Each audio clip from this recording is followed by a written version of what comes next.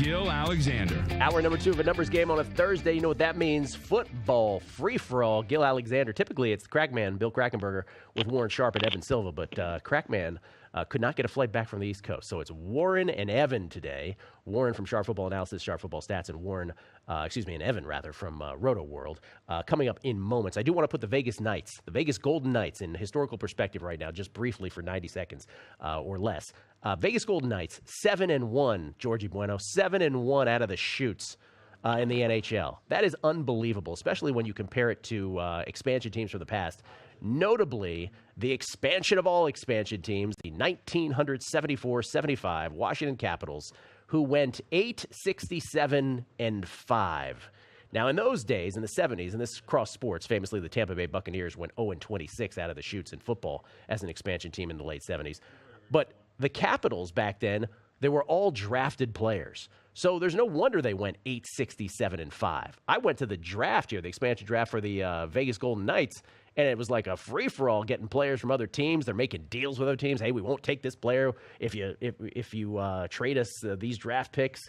Instead, we'll take this other player. So it's a whole different game decades later. But if the Vegas Golden Knights beat Colorado tomorrow, they host the Avalanche in an afternoon game here in Vegas to celebrate Nevada Day. That's why it's an afternoon game. But if Vegas wins that game, they already match the Washington Capitals' entire season win total as an expansion team back in 1974-75. My, how times have changed. And for those wondering, all right, what were the Golden Knights' odds to win it all? No one's suggesting they're going to win it all in hockey, but just historically and across sports betting-wise, the Vegas Golden Knights were 150-1, Jorge, maybe some reports of 200-1 across town to win the NHL. That would not even make a blip on the historical betting futures radar. Leicester City, of course, famously in the Premier League. You know this well, Georgie Bueno. 5,000-1 in 2016. All those UK books were doing cash-out options with people who held 5,000-1 tickets on Leicester City. That will always go down as the greatest of all time. Would you ever cash out early, or would you try to ride it all the way? There are situations where you should cash out, but in the United States, they don't offer it, at least in terms of regulated books. Nothing here in the U.S., right? Offshore, yes. UK, yes. But nothing here in Nevada. Outside of Leicester City, Team USA in 1980, Mike Eruzione, and Team USA beating the Russians, then beating Finland for the gold medal in 1980. They were 1,000-1 in that Olympics in Lake Placid. College football, Auburn was 1,000-1 in 2013. I didn't know that. The Cam Newton-Auburn team that won it all, they were 1,000-1. And for those who are like, that can't be, we actually have the books. Paris had about 14 tickets at 1,000-1 here in Vegas on Auburn. MLB Cardinals 999-1 in 2011. Minnesota Twins 500-1 in 1987. The Rams in the NFL 300-1 in 2000. That courtesy of Pete Gradoff at the Kansas City Star. So at 150 or 200-1, even if the Vegas Golden Knights won it all, which to me would be ridiculous, they don't even chart on there. There's some others there. Euro Championship, Greece in 2004, 150-1. Derby, boxing, and MMA. Boxing, Buster Douglas at 42-1. So fascinating stuff. Vegas Golden Knights trying to win their 8th hockey game in 9 tries tomorrow. Yes, Jorge. A few of those numbers are a little skewed. The Cardinals number, for an example, that was their odds a week before the season ended when they were 4.5 games back of the Braves. Oh, I didn't know that one. Okay. Yeah, so a few of these numbers aren't to start the season. The Leicester, the Team USA, the Greece one, they were before the season. A few of those are during in-season, so that's why. Leicester City at 5,001 will always be the one. That will always be the one. So Vegas Golden Knights, yes, it's great, but the way that odds are constructed these days, these bookmakers aren't exposing themselves the way they used to. Exposing in betting odds terms. Let's bring in Warren Sharp from sharpfootballstats.com. Sharp Football Analysis. Warren, you got that Vegas Golden Knights ticket in your pocket? I do not.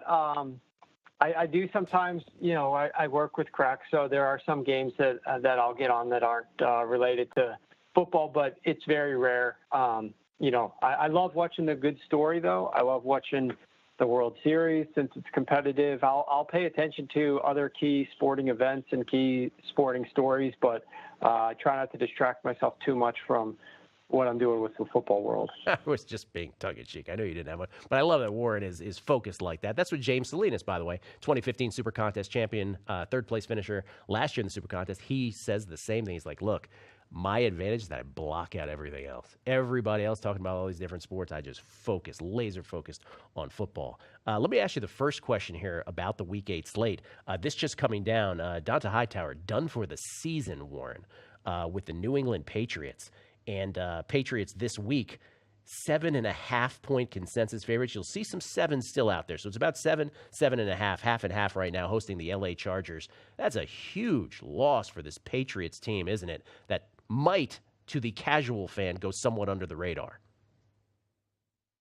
Yeah, I definitely think it will. But here's the one caveat. The only caveat is that he really wasn't playing all that great to begin with. So it's not as if they're losing a guy who was playing at his apex and all of a sudden he's not going to be there. But absolutely, from a leadership perspective, from what he was still bringing to the table, I mean, the decrease in talent from him to his replacement is going to be substantial, even though he wasn't playing at his best. So there is definitely going to be a loss felt by the Patriots defense, as if they could, sustain more losses defensively. There has been some questioning as to what is this defense going to transition into the rest of the year. Obviously, they gave up all these 300-yard passers and 30-plus point performances, and then they held the Bucs to 14 points. They held the Jets to 17, and then they held the Falcons to 7. So there is some discussion as to whether or not they're moving past their issues previously, and Belichick is fixing some things defensively.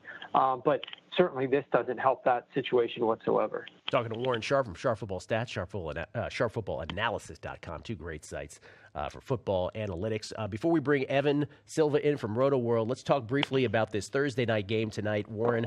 Kind of a nondescript game. Obviously, the fan bases and those betting will feel differently about this, but when you if you have no skin in the game, Miami and Baltimore, the Ravens, 3-point home favorites, reduced juice, though, on the 3. Total is the lowest or matches the lowest on the board of all games in the Week 8 slate at 37.5.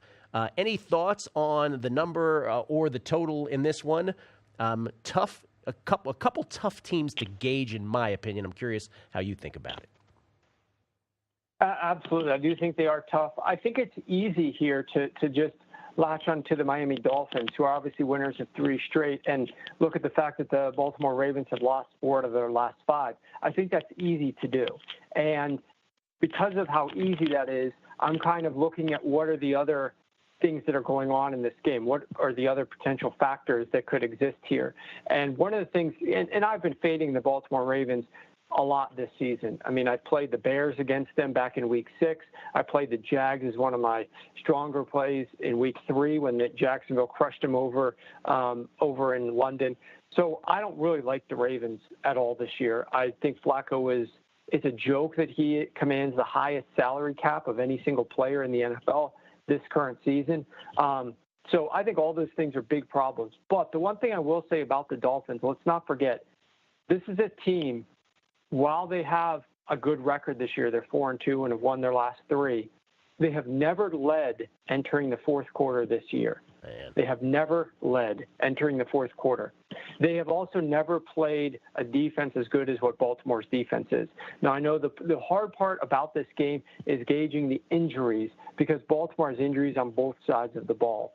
And I do think Matt Moore is not this big drop-off from what people expect. You're going to a backup, you don't have Cutler out there. Well, let's be honest, Matt Moore has more experience in this offense, was with the team last year, can play this offense, has had some success in it before. He's a gunslinger. He's going to throw some INTs, but he's also capable of moving the ball down the field. So there's too many question marks, especially on a short week, for me to personally get involved at this moment.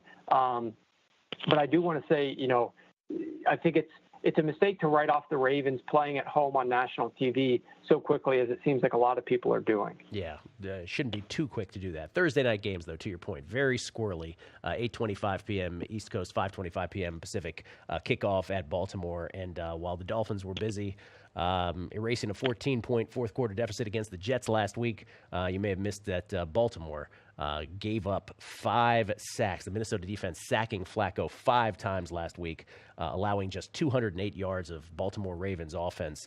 Flacco had less than 100 yards passing well into the fourth quarter of that 24-16 defeat to the Vikings. Braven's going to have to do a lot better than that if they're to win, let alone cover this one tonight. More with Warren Sharp from Sharp Football Stats and SharpFootballAnalysis.com, and we'll bring in Evan Silva, the matchup man, senior writer at Rotoworld. We'll go through these games on a shortish Week 8 slate with 6 teams on bye: Green Bay, Tennessee, the Rams, the Giants, the Cardinals, and the Jaguars all off. We'll get into it. Week 8, the football free-for-all with Warren and Evan on a numbers game at VSiN.